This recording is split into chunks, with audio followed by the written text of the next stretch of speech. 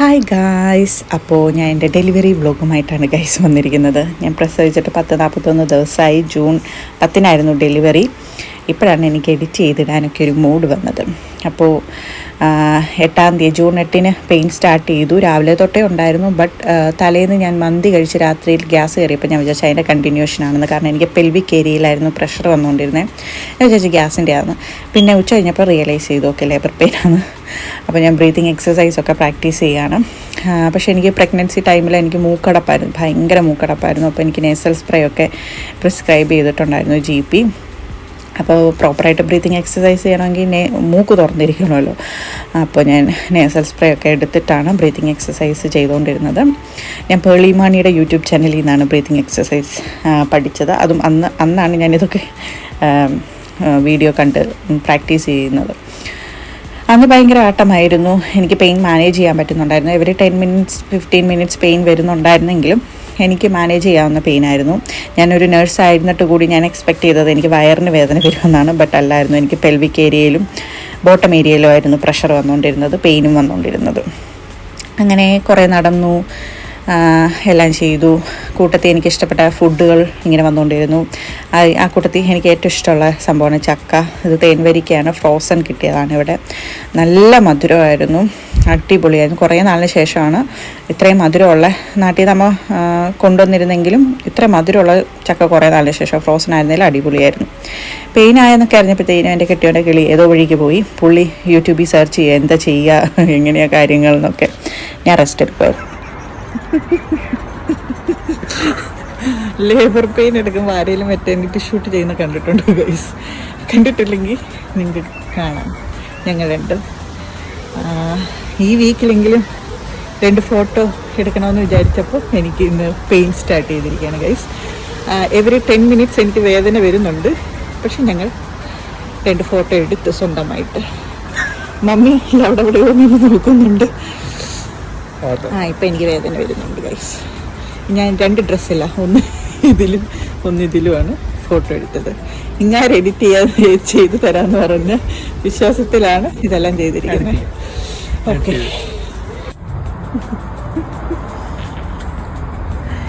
ഇതാണ് എൻ്റെ baby pump.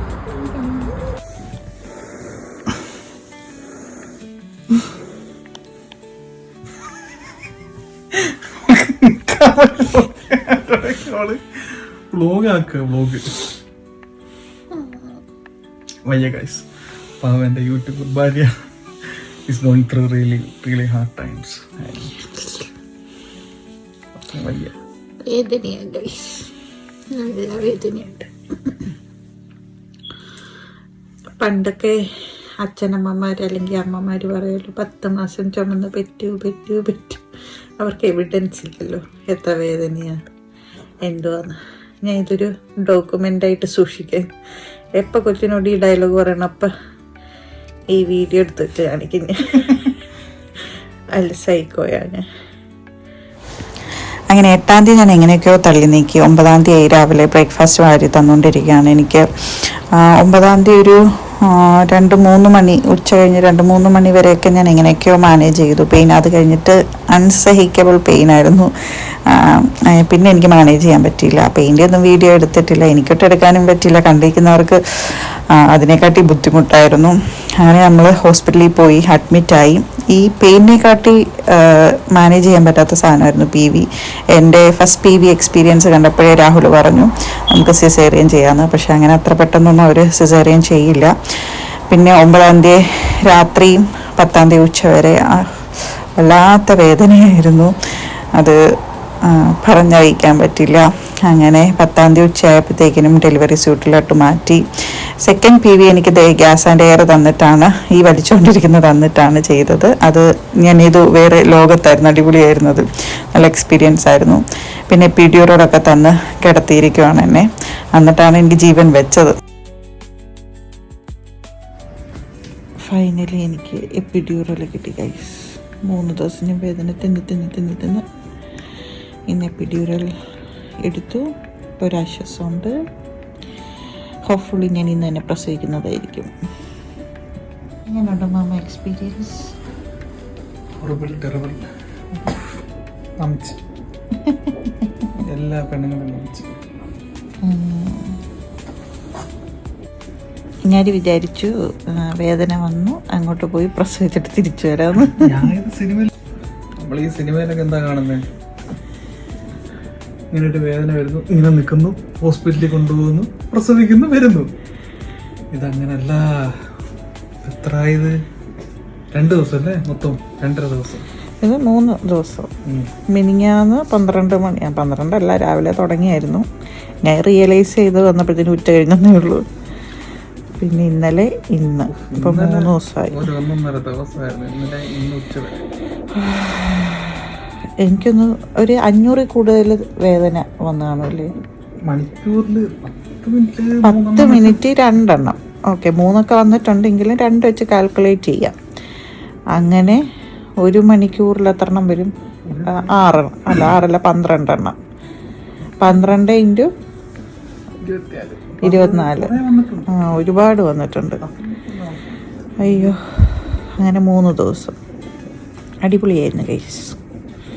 ഇനി എന്താണോ അങ്ങോട്ടെന്നറിയില്ല. Let's see. എന്തായാലും ഇന്ന് ഞാൻ പ്രസവിക്കും. എപ്പിഡ്യൂറൽ ഒന്ന് ആസ്വദിച്ച് വന്നപ്പോഴാണ് ഗൈസ് എനിക്ക് ടെമ്പറേച്ചർ സ്പൈക്ക് ചെയ്തത്. പിന്നെ എല്ലാം വളരെ പെട്ടെന്നായിരുന്നു. ഡോക്ടേഴ്സ് വരുന്നു, അനസ്തെറ്റിസ്റ്റ് വരുന്നു, റിസ്ക് എക്സ്പ്ലെയിൻ ചെയ്യുന്നു, കൺസെൻറ്റ് സൈൻ വാങ്ങുന്നു, തിയേറ്ററിലേക്ക് ഷിഫ്റ്റ് ചെയ്യുന്നു, പെട്ടെന്ന് സിസേറിയൻ ചെയ്യുന്നു, ഞങ്ങളുടെ കൺമണീനെ ഇത് ഇങ്ങനെ എടുത്ത് കാണിക്കുന്നു.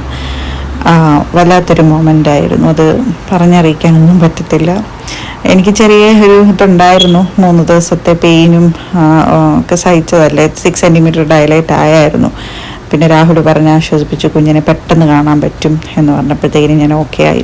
അങ്ങനെ ഞങ്ങളുടെ കൺമണി ഈ ലോകത്തിലേക്ക് വന്നു. ആക്ച്വലി നമ്മൾ തന്നെയാണ് ഈ ഡിസിഷൻ എടുത്തതും. എന്നുവെച്ചാൽ ആരെയും പറഞ്ഞ് പേടിപ്പിക്കേണ്ടെന്ന് വെച്ചിട്ട് സിസേറിയൻ കഴിഞ്ഞ് കുഞ്ഞ് വന്നതിന് ശേഷമാണ് വീട്ടിലെല്ലാം വിളിച്ച് പറഞ്ഞത്. അപ്പോഴത്തേനും അമ്മയും ജേഷിയൊക്കെ വന്നിട്ട് കുഞ്ഞിനെ കണ്ടു. പിന്നെ വീട്ടിൽ രാഹുലിൻ്റെ വീട്ടിൽ വിളിച്ചു പറഞ്ഞു, എൻ്റെ ആങ്ങളേനെ അച്ഛനെ എല്ലാവരെയും വിളിച്ചു പറഞ്ഞു. അങ്ങനെ അത് പെട്ടെന്ന് നടന്നു. അങ്ങനെ അമ്മ വന്നിട്ട് കുഞ്ഞിനോട് കാര്യം പറഞ്ഞു. പിന്നീട് നമ്മൾ 3 പേരുമായി ഗൈസ്. അന്ന് രാത്രിയാണ് ഡെലിവറി ആയതിൻ്റെ. അതെന്തോ ഒരു വല്ലാത്തൊരു ഫീലാണ്. നമുക്ക് കുഞ്ഞിനെ ആദ്യമായിട്ട് നമ്മുടെ അടുത്തുള്ളപ്പോൾ, കണ്ണടച്ച കുഞ്ഞാണ്, എപ്പോഴും ഇങ്ങനെ സ്വപ്നം കാണുന്നതും ഒക്കെ കുഞ്ഞിനെയാണ്. ഒരു പ്രത്യേകതരം ഫീലാണ്. നമ്മൾ ഉറങ്ങിയിട്ടില്ല, നമ്മൾ രണ്ടും ഇങ്ങനെ ഇരിക്കുമായിരുന്നു. അങ്ങനെ ബേബിനെ വിളിച്ച് എല്ലാവരെയും കാണിക്കുകയൊക്കെ ചെയ്തു. എനിക്ക് ഇടയ്ക്കിടയ്ക്ക് ടെമ്പറേച്ചർ സ്പൈക്ക് ചെയ്യുന്നതുകൊണ്ട് 4 ദിവസം ഹോസ്പിറ്റലിൽ കിടക്കേണ്ട വന്നു. ഭയങ്കര ചൂടും, എനിക്കറിയത്തില്ല, ഞാൻ എന്നെ വെട്ടി വിയർക്കുക. വേറെ ആർക്കും കുഴപ്പമില്ല, എനിക്കങ്ങ് ഭയങ്കര ചൂട്, അങ്ങനത്തെ പല ഇഷ്യൂസായിരുന്നു. പിന്നെ ഡെയിലി ജയ്ഷ വന്ന് നിൽക്കും. രാഹുൽ പോയി കിടന്നുറങ്ങി, ഫുഡൊക്കെ കഴിച്ചിട്ട് രാത്രിയിൽ രാഹുൽ വരും. അങ്ങനെ 4th ഡേ ഞങ്ങൾ ഡിസ്ചാർജായി. അങ്ങനെ ഞാനും ബേബിയും രാഹുലും കൂടെയുള്ള ആദ്യ ഡ്രൈവാണ്. കാർ സീറ്റിലൊക്കെ ഇരുത്തിയെടുത്ത വീഡിയോ ആണ്. നല്ല പാടായിരുന്നു. 2-2.5 മണിക്കൂർ ഞാൻ ഇരുന്ന് പാല് കൊടുത്ത് കരച്ചിൽ. അവസാനം കാർ സീറ്റ് വെച്ചപ്പോൾ എന്താ കരച്ചിൽ പോയി. അതെനിക്കറിയില്ലായിരുന്നു. ഞാൻ കാർ സീറ്റ് വെക്കുന്നിടം വരെ കൊച്ചു കരച്ചിൽ. ഞങ്ങൾ പണിപ്പെട്ടിട്ടാണ് കാർ സീറ്റ് വെച്ച് കഴിഞ്ഞപ്പോഴത്തേക്കിനും ആൾ ഓക്കെ ആയി. ട്രാവലിംഗ് ഭയങ്കര ഇഷ്ടമാണെന്ന് തോന്നുന്നു. അങ്ങനെ വീട്ടിൽ വന്ന് ഞാൻ അമ്മയുടെ ഈ കാർ സീറ്റ് കൊടുത്തിട്ട് ഞാൻ അകത്ത് കയറി, രാഹുൽ പുറകെ കയറി. അമ്മ ചോദിച്ചു, കൊച്ചെന്തി? കാർ സീറ്റിൽ കൊച്ചിനെ വെച്ചിട്ടാണ് കൈ കൊടുത്തത് അമ്മയ്ക്ക്. അമ്മ ശ്രദ്ധിച്ചില്ല. അത് വലിയൊരു കോമഡി ആയിരുന്നു. കൊച്ചെന്ത് ചെയ്യുന്നു? ഞാൻ പറഞ്ഞായിരിക്കുന്ന പിന്നെന്താ. പിന്നെ അമ്മ കുഞ്ഞിനോട് കാര്യം പറച്ചിലും ഒക്കെ ആയിരുന്നു. അങ്ങനെ ഞങ്ങൾ എല്ലാം കഴിഞ്ഞ് വീട്ടിൽ വന്ന് സെറ്റിലായി. ഇന്നിപ്പോൾ ഒരു 41-42 ഡേയ്സ് ആയി ഡെലിവറി കഴിഞ്ഞിട്ട്. നടക്കുന്നേ ഇനിയാണ് അംഗം. എൻ്റെ ചെയ്യമേ പൊന്നെ ദമ്പിതന്നെ അമ്മച്ചിയുടെ പൊന്നോ.